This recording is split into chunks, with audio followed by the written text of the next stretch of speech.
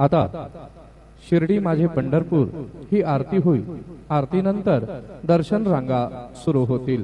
अब शिरडी माझे पंढरपुर यह आरती होगी। आरती के बाद दर्शन कतार शुरू होगी। श्री सच्चिदानंद सद्गुरु साईनाथ महाराज के जय।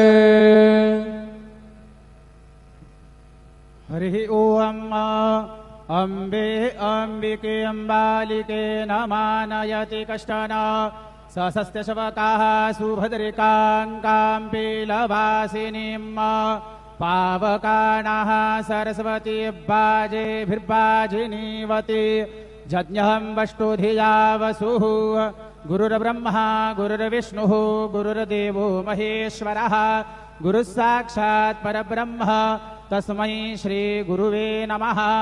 सद्गुरु साईनाथ देवताभ्यो नमः। प्रातः पूजनार्थे सर्वोपचारार्थे गन्धाक्षतपुष्पैः सम्पूज्य अथ धूपः। ओम वनस्पतिरसोद्भूतो गन्धाढ्यो गन्ध उत्तमः अग्रेयः सर्वदेवानां धूपोऽयं प्रतिगृह्यताम्। धूपमाग्रापयामि दीपं साज्जन्यवर्ति संयुक्तं मह्निना योजितं मया।